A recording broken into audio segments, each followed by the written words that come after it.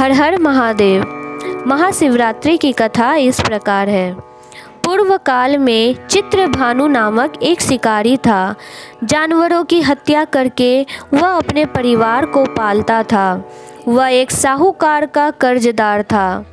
वह उसका ऋण समय पर ना चुका सका, जिससे क्रोधित होकर साहूकार ने शिकारी को शिव मठ में बंदी बना लिया।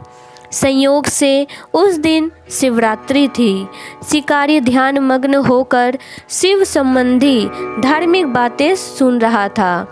चतुर्दशी को उसने शिवरात्रि व्रत की कथा भी सुनी। शाम होते ही साहूकार ने उसे अपने पास बुलाया और ऋण चुकाने के विषय में बात की।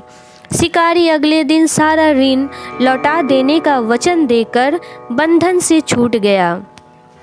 अपनी दिनचर्या की भांति वह जंगल में शिकार के लिए निकला, लेकिन दिन भर बंदी गृह में रहने के कारण भूख प्यास से व्याकुल था। शिकार खोजता हुआ वह बहुत दूर निकल गया। जब अंधकार हो गया तो उसने विचार किया कि रात जंगल में ही बितानी पड़ेगी। वह एक तालाब के किनारे एक बेल के पेड़ पर चढ़कर रात बीतने का इंतजार करने लगा। बिल्व वृक्ष के नीचे शिवलिंग था, जो बिल्व पत्र से ढका हुआ था। शिकारी को उसका पता न चला। पड़ाव बनाते समय उसने जो टहनियाँ तोड़ी वे संयोग से शिवलिंग पर गिरती चली गई। इस प्रकार दिन भर भूखे प्यासे शिकारी का व्रत भी हो गया और शिवलिंग पर बिल्व पत्र भी चढ़ गए। एक पहर रात्रि बीत जाने पर एक गर्भवती हिरनी तालाब पर पानी पीने पहुंची। शिकारी ने धनुष पर तीर चढ़ाकर ज्यों ही प्रत्यंचा खींची। हिरनी बोली, मैं गर्भवती हूँ, शीघ्र ही प्रसव करूंगी। तुम एक साथ दो जीवों की हत्या करोगे, जो ठीक नहीं है। मैं बच्चे को जन्म देकर शीघ्र ही तुम्हारे समक्ष प्रस्तुत हो जाऊंगी, तब मुझे मार लेना। शिकारी ने प्रत्यंचा ढीली कर दी और हिरनी जंगली झाड़ियों में लुप्त हो गई। प्रत्यंचा चढ़ाने तथा ढीली करने के वक्त कुछ बिल्वपत्र अनायास ही टूटकर शिवलिंग पर गिर गए। इस प्रकार उससे अनजाने में ही प्रथम पहर का पूजन भी संपन्न हो गया। कुछ ही देर बाद एक और हिरनी उधर से निकली। शिकारी की प्रसन्नता का ठिकाना न रहा। समीप आने पर उसने धनुष पर बाण चढ़ाया। तब उसे देख हिरनी ने विनम्रतापूर्वक निवेदन किया, हे शिकारी, मैं थोड़ी देर पहले ऋतु से निवृत्त हुई हूँ। कामातुर गृहिणी हूँ, अपने प्रिय की खोज में भटक रही हूँ। मैं अपने पति से मिलकर शीघ्र ही तुम्हारे पास आ जाऊंगी। शिकारी ने उसे भी जाने दिया। 2 बार शिकार को खोकर उसका माथा ठनका। वह चिंता में पड़ गया। रात्रि की आखिरी पहर बीत रहा था। इस बार भी धनुष से लगकर कुछ बेलपत्र शिवलिंग पर जा गिरे तथा दूसरे पहर की पूजन भी संपन्न हो गई। तभी एक अन्य हिरनी अपने बच्चों के साथ उधर से निकली। शिकारी के लिए यह स्वर्णिम अवसर था। उसने धनुष पर तीर चढ़ाने में देर नहीं लगाई। वह तीर छोड़ने ही वाला था कि हिरनी बोली, हे शिकारी, मैं इन बच्चों को इनके पिता के हवाले करके लौट आऊँगी। इस समय मुझे मत मारो। शिकारी हंसा और बोला, सामने आए शिकार को छोड़ दूँ? मैं ऐसा मूर्ख नहीं। इससे पहले मैं 2 बार अपना शिकार खो चुका हूँ। मेरे बच्चे भूख प्यास से व्यग्र हो रहे होंगे। उत्तर में हिरनी ने कहा, जैसे तुम्हें अपने बच्चों की ममता सता रही है, ठीक वैसे ही मुझे भी।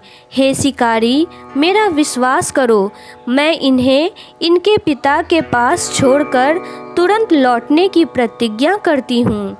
हिरनी का दुख भरा स्वर्ण सुनकर शिकारी को उस पर दया आ गई। उसने उस मृगी को भी जाने दिया। शिकार के अभाव में तथा भूख प्यास से व्याकुल शिकारी अनजाने में ही बेल वृक्ष पर बैठा बेलपत्र तोड़ तोड़ कर नीचे फेंकता जा रहा था। पौ फटने की हुई तो एक हष्ट पुष्ट मृग उसी रास्ते पर आया। शिकारी ने सोच लिया कि इसका शिकार मैं अवश्य करूँगा।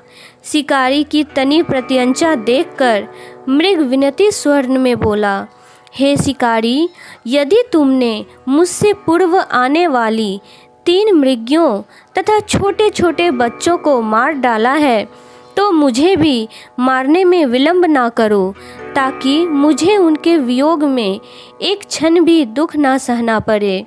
मैं उन हिरनियों का पति हूँ। यदि तुमने उन्हें जीवन दान दिया है तो मुझे भी कुछ क्षण का जीवन दान देने की कृपा करो। मैं उनसे मिलकर तुम्हारे समक्ष उपस्थित हो जाऊँगा। मृग की बातें सुनते ही शिकारी के सामने पूरी रात का घटना चक्र घूम गया। उसने सारी कथा मृग को सुना दी। तब मृग ने कहा, मेरी तीनों पत्नियां जिस प्रकार प्रतिज्ञाबद्ध होकर गई है, मेरी मृत्यु से अपने धर्म का पालन नहीं कर पाएगी, अतः जैसे तुमने उन्हें विश्वास पात्र मानकर छोड़ा है वैसे ही मुझे भी जाने दो। मैं उन सब के साथ तुम्हारे सामने शीघ्र ही उपस्थित होता हूँ। शिकारी ने उसे भी जाने दिया। इस प्रकार प्रातः हो गई। उपवास, रात्रि जागरण तथा शिवलिंग पर बिल्व पत्र चढ़ाने से अनजाने में ही शिवरात्रि की पूजा पूर्ण हो गई। पर अनजाने में ही की हुई पूजन का परिणाम उसे तत्काल मिला।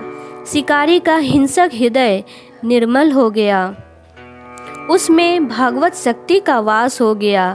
थोड़ी ही देर बाद वह मृग सपरिवार शिकारी के समक्ष उपस्थित हो गया ताकि वह उनका शिकार कर सके। किंतु जंगली पशुओं की ऐसी सत्यता, सात्विकता एवं सामूहिक प्रेम भावना देखकर शिकारी को बड़ी ग्लानि हुई। उसने मृग परिवार को जीवन दान दे दिया। अनजाने में शिवरात्रि के व्रत का पालन करने पर भी शिकारी को मोक्ष की प्राप्ति हुई।